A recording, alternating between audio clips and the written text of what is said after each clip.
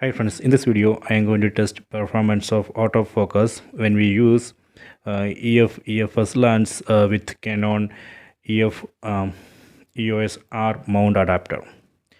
So here I have connected this EF-EOS 55 to 250 mm lens on this Canon EOS R50 mirrorless camera body using this EF-EOS R mount adapter. So let me test the performance of autofocus in this video mode. So let me turn on this camera. Right now this is in video mode. Let me start video recording. Press this button. So your recording has been started.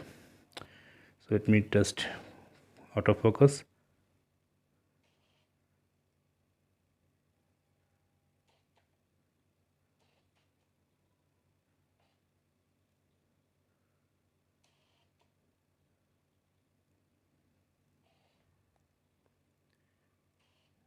See, this adapter is performing well.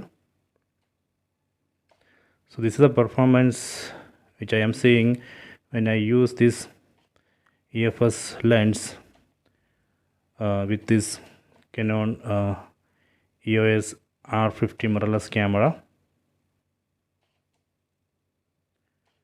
Let me stop this recording, then play it. See, now you are seeing the video which I recorded.